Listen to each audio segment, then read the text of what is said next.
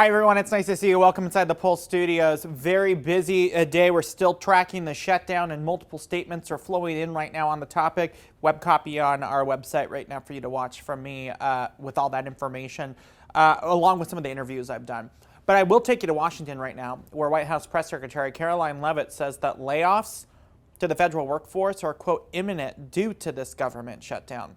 Vice President J.D. Vance also spoke on this topic during a press conference earlier this morning. I just pulled in the sound. Take a listen.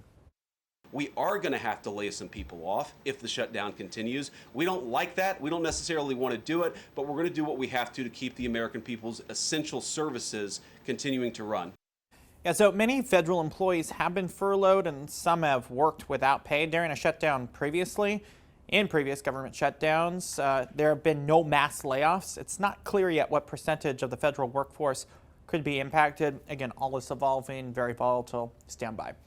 Meanwhile, Leavitt is disputing concerns raised by people who are concerned about the immigration situation, and Pope Leo has sounded off. She directly responded to the treatment comments that Pope Leo has made about immigrants.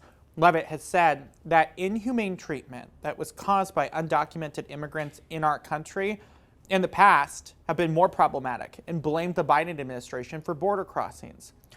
There have been concerns about the treatment of immigrants in holding facilities and in certain places the lack of due process when it comes to deportation proceedings.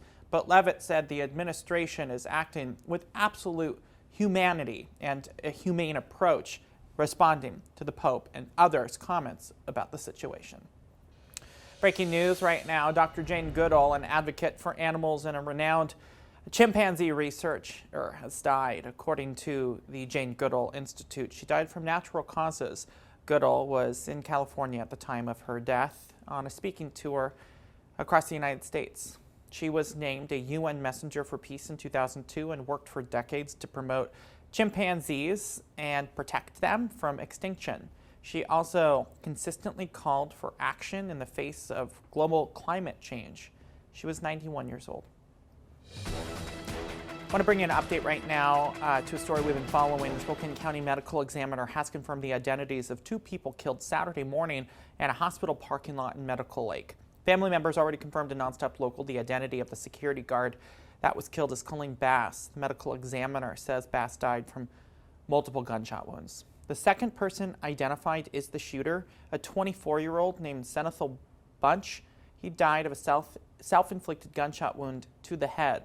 Bass was working the overnight shift at Eastern State Hospital, and according to police, the security guard confronted the suspect in the parking lot and was shot. The suspect then took her radio. When deputies arrived, they found the suspect wearing tactical gear, a rifle, and handgun were recovered in addition. We do know the suspect is believed to be the same person who entered a nearby home shortly before and then fired some shots inside. 20 attorneys general, including Washington State's and Oregon's, say they are suing the Trump administration to block new restrictions on federal funding to help some victims of sexual assault and domestic violence. Now, the lawsuit was filed Wednesday, and it is focused on a new Justice Department rule that bars states from providing services to survivors who cannot immediately prove their immigration status. The lawsuit comes after the Justice Department told the states in August they could no longer use some victim and justice assistance grants to provide services to undocumented immigrants. All right, thank you so much for being with us here on The Pulse. I'm Bradley Warren. We're leaving it right here again. As the shutdown develops, you'll be able to find more information from our regional lawmakers on nonstoplocal.com, along with the interviews that you can watch there that I've been doing for the last couple of hours, all right now on our website.